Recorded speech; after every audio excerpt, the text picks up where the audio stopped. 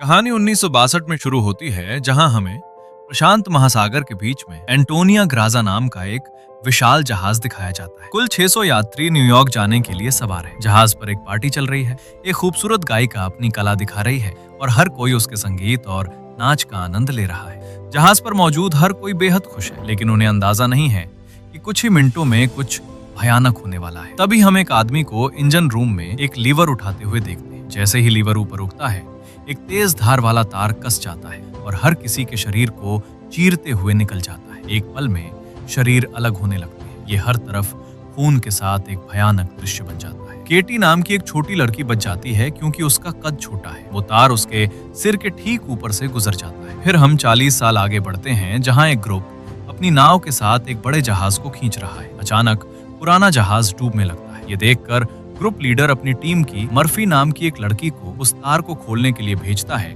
जिसने जहाज को अपनी जगह पर रोक रखा है। यदि पुराना जहाज डूबता है तो उनकी नाव भी उसके साथ नीचे खिंच जाएगी। जब मर्फी जहाज तक पहुंचती है तो उसे इसके निचले हिस्से में एक बड़ी दरार मिलती है। पानी अंदर तेजी से भर रहा है और जहाज 5 मिनट के भीतर डूब जाएगा। मर्फी अपने टीम लीडर को खबर देती है। ये सुनकर लीडर उसे खींचने वाले तार को छोड़ने और तुरंत अपनी नाव पर लौटने का हुक्म देता है, क्योंकि वे पुराने जहाज को छोड़ने वाले हैं। उसी पल टीम के 2 और सदस्य आते हैं और मर्फी से चलने को कहते हैं, लेकिन इस जहाज को खोजने में उन्हें 3 महीने लगे थे। इसलिए मर्फी इतनी आसानी से हार मानने से मना कर देती है। वो इसे बचाने के लिए पानी में कूद जाती है। उसे देखकर ऊपर मौजूद 2 साथी भी औजारों के साथ अंदर कूद जाते हैं। साथ मिलकर वे तीनों जहाज के डूबने से पहले दरारों को जोड़ देते हैं। वे इसे बचाने में कामयाब हो जाते हैं। बाद में वे उस जहाज को बाजार में बेचते हैं और बहुत सारा पैसा कमाते हैं, जिसे टीम लीडर सभी के बीच बराबर बांट देता है। जैक नाम का एक आदमी कुछ समय से उन्हें देख रहा था और उनकी बातचीत सुन रहा था।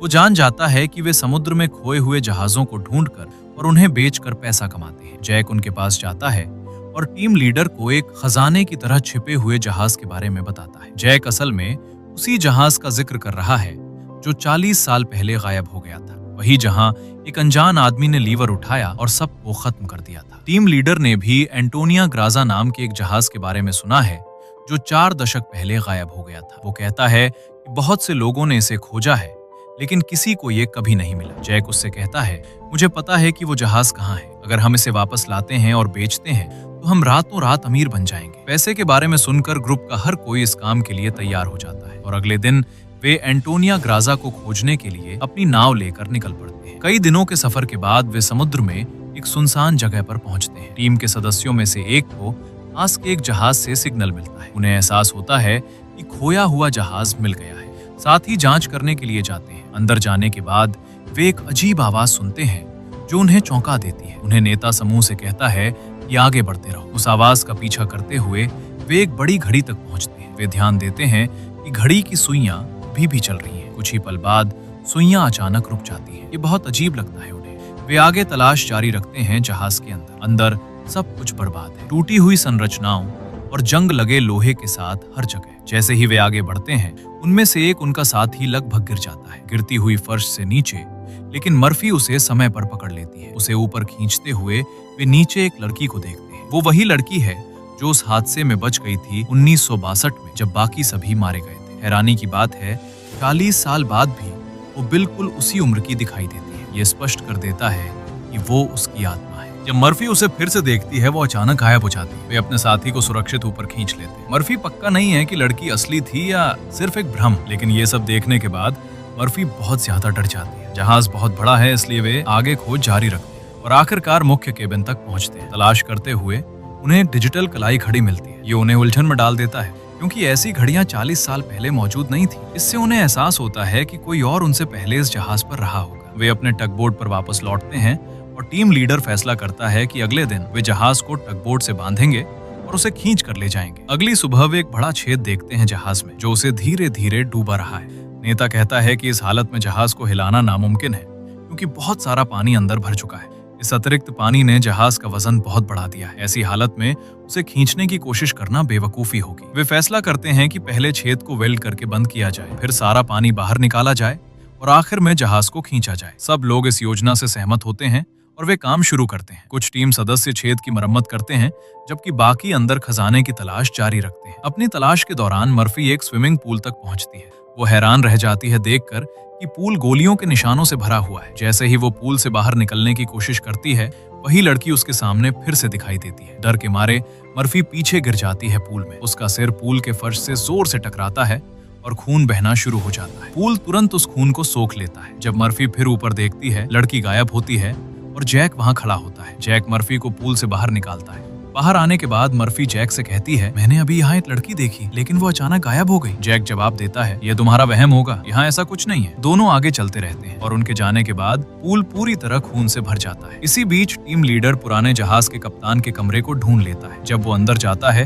वो कमरे को बहुत खराब हालत में पाता है। कमरे की तलाशी लेने के बाद उसे कुछ खास नहीं मिलता। उसके सामने मेज पर वो एक शराब की बोतल और एक गिलास देखता है जो शराब से भरा होता है। ऐसा लगता है जैसे कोई अभी अभी वहां पी रहा था। जैसे ही टीम लीडर एक घूंट लेने वाला होता है, वो शीशे में देखता है और अपने पीछे पुराने जहाज के कप्तान को देखता है। डर कर वो गिलास गिरा देता है जो फर्श पर टूट जाता है। टीम लीडर घबराकर भाग जाता है। अजीब घटनाएं जारी रहती हैं जहाज पर सभी के साथ। टीम के एक सदस्य मार्क एक महिला को गाते हुए सुनता है। वो आवाज का पीछा करता है और एक निचले डेक तक पहुंचता है जहां कहानी की शुरुआत वाली वही गायिका प्रदर्शन कर रही होती है। इसी बीच मर्फी और जैक आगे बढ़ते हैं और एक दरवाजा खोलते हैं जो लॉन्ड्री रूम से बाहर जाता है। पानी की एक बड़ी लहर बाहर निकलती है जो कई लोगों की लाशों को साथ बहा लाती है। डरे हुए मर्फी और जैक आगे बढ़ते रहते हैं। जैसे ही वे चलते हैं, एक केबिन का दरवाजा अपने आप खुल जाता है। अंदर जैक को एक शानदार कार मिलती है। वो उसे देखकर उत्साहित हो जाता है, लेकिन मर्फी बेचैन महसूस करती है और जल्दी निकलना चाहती है। अचानक उन्हें कुछ हरकत दिखाई देती है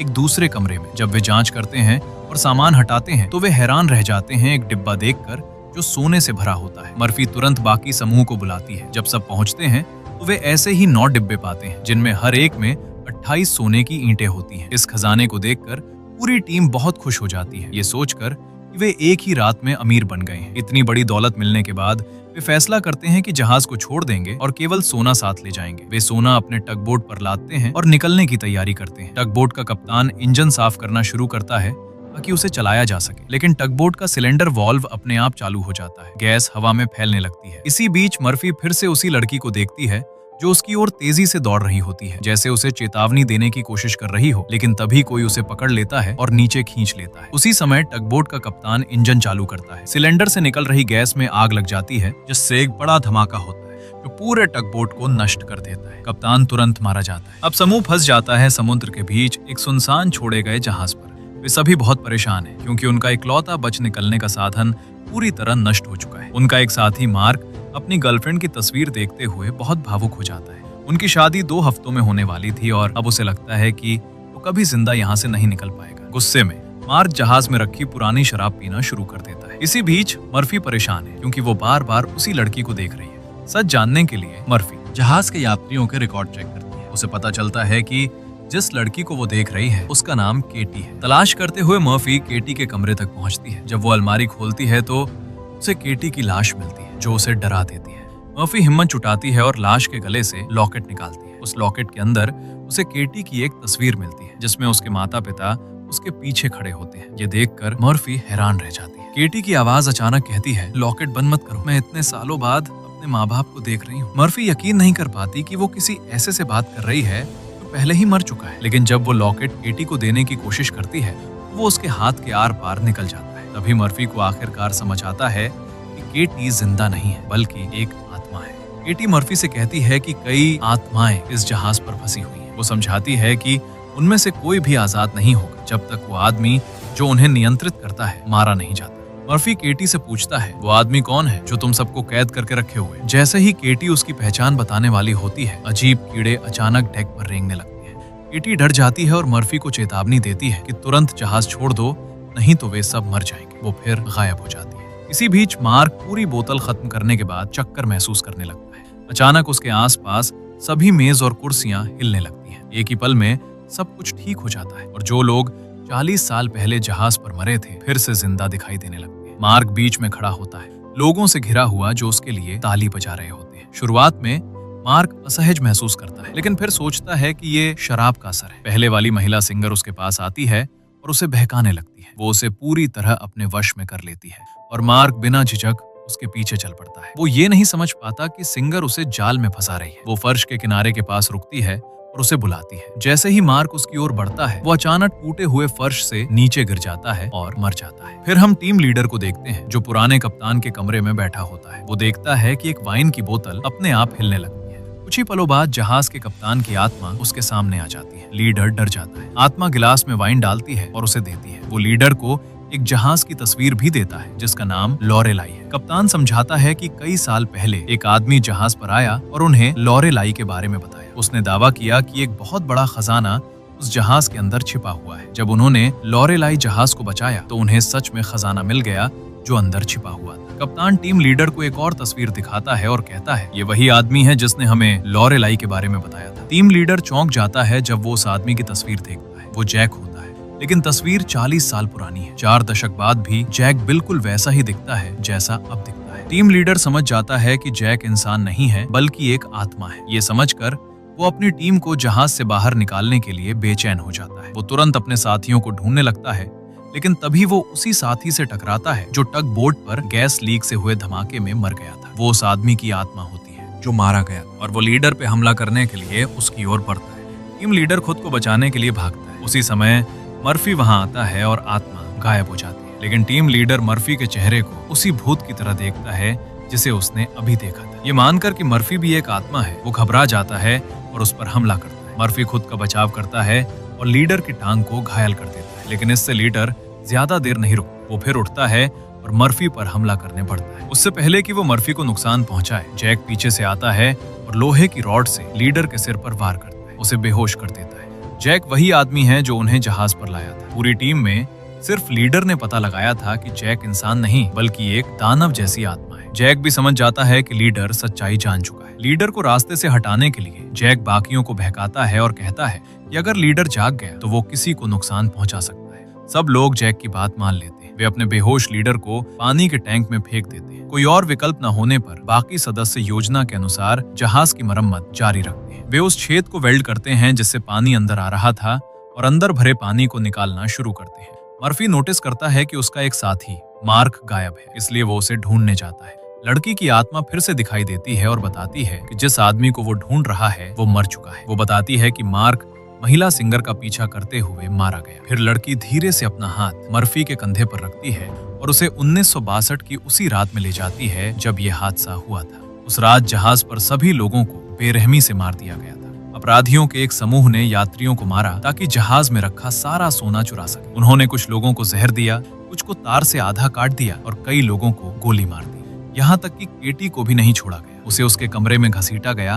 और फांसी दे दी गई। इस सब के पीछे वही महिला सिंगर थी जिसने पूरा प्लान बनाया था सोना चुराने के लिए। अपने आदमियों की मदद से उसने जहाज पर हर इंसान को मार दिया। कत्ल के बाद सारा सोना उनके कब्जे में आ गया। जहाज का एक अफसर चुपके से उस महिला सिंगर के साथ मिला हुआ था। उसके इशारे पर उसने अपने ही साथियों को मार दिया, लेकिन जैसे ही वो मुड़ा, महिला सिंगर ने उसे भी गोली मार दी। महिला सिंगर को लगा कि अब सारा सोना उसी का है क्योंकि जहाज पर हर कोई मर चुका था। लेकिन तभी एक आदमी आया जो असली मास्टरमाइंड था और उसने लोहे की चेन से उसे लटकाकर मार दिया। मर्फी केटी की मदद से ये सब देखता है और आखिरकार उस मास्टरमाइंड को देखता है जिससे वो हैरान रह जाता है। वो आदमी कोई और नहीं बल्कि जैक था, जिसने उन्हें सोने के लालच में यहाँ बुलाया था। जहाज में रिसाव हो रहा था और वो धीरे धीरे डूब रहा था। उसे बचाने के लिए किसी ऐसे इंसान की जरूरत थी जो उसे ठीक कर सके, इसलिए जैक ने चालाकी से उन्हें यहाँ बुलाया उसी मकसद के लिए। अब जब जहाज पूरी तरह ठीक हो चुका था, जैक को उनकी जरूरत नहीं रही और वो सबको मारने की योजना बना चुका था। ये समझते ही मर्फी को याद आता है कि कैसे वो जैक के बहकावे में आ गया था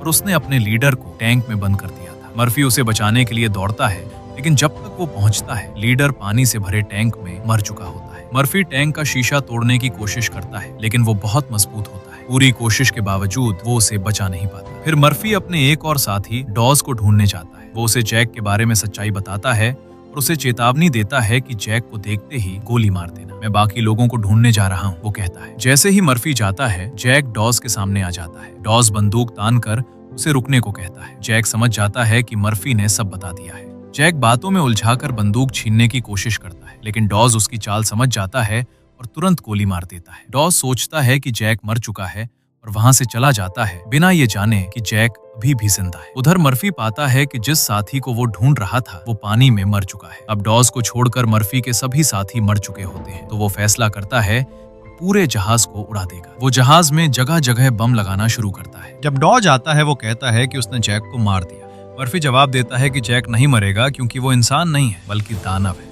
हमें पूरे जहाज को उड़ाना होगा ताकि वो हमारे जैसे और लोगों को फंसा ना सके। उसने जितनी आत्माओं को कैद किया है वे सब आजाद हो जाएंगे, मर्फी कहता है। डॉज गुस्से में कहता है कि ऐसा करने से सोना भी खत्म हो जाएगा और वे खाली हाथ लौटेंगे। मर्फी कहता है कि सोना सिर्फ जैक का जाल है और वे इसे कभी नहीं ले जा पाएंगे, इसलिए जहाज को उड़ाना ही पड़ेगा चाहे कुछ भी हो। जैक समझ जाता है कि मर्फी नहीं रुकेगा। वो अपना असली रूप दिखाता है और बताता है कि उसने पहले ही डॉज को मार दिया है। वो कहता है तुम और मैं एक जैसे हैं। जैसे तुम जहाज इकट्ठा करते हो मैं आत्माएं इकट्ठा करता हूँ। मैं पहले इंसान था लेकिन मैंने बहुत पाप किए और ये सजा मेरा मकसद बन गई। अब मैं आत्माओं को इकट्ठा करता हूँ और उसके लिए मुझे एक जहाज चाहिए। मैं नहीं चाहता कि तुम इसे नष्ट करो। जैक मर्फी को सौदा देता है, जाओ मैं तुम्हें नहीं मारूंगा लेकिन बदले में जहाज को मत उड़ाना। लेकिन मर्फी मना कर देता है। जैक उसे लोहे की रॉड से मारता है और उसे गिरा देता है। जैसे ही जैक उसे खत्म करने आता है मर्फी बम के रिमोट पर तीर चला देता है और तुरंत पानी में कूद जाता है। रिमोट से जहाज में बड़ा धमाका होता है और पूरा जहाज डूबने लगता है। मर्फी पानी के अंदर फंस जाता है और सांस के लिए तड़पने लगता है। तभी केटी की आत्मा आती है और उसका हाथ पकड़कर उसे ऊपर ले जाती है। मर्फी देखता है कि जैक की कैद की हुई सारी आत्माएं आखिरकार आजाद हो जाती हैं। बहुत मुश्किल से मर्फी पानी की सतह तक पहुंचता है और देखता है कि वे आत्माएं अपने असली संसार में लौट रही हैं। असल में जहाज पर हर आत्मा जैक की गुलाम थी। सिर्फ केटी की आत्मा बची हुई थी क्योंकि वो पवित्र थी और जैक उसे पूरी तरह नियंत्रित नहीं कर सकता था। इसी वजह से केटी मर्फी की मदद कर रही थी। मर्फी एक डिब्बे के सहारे समुद्र में तैरता रहता है और आखिरकार एक गुजरते जहाज तक पहुंच जाता है जो उसे बचा लेता है। जब वो बंदरगाह पर पहुंचता है तो एम्बुलेंस की खिड़की से एक चौंकाने वाला दृश्य देखता है। जैक अभी भी जिंदा होता है। जैक सारा सोना एक दूसरे जहाज पर चढ़ा रहा होता है और वो फिर से वही सब करने की योजना बना रहा होता है, लोगों को मारना और उनकी आत्माओं को सोने के बदले कैद करना। यही कहानी खत्म होती है।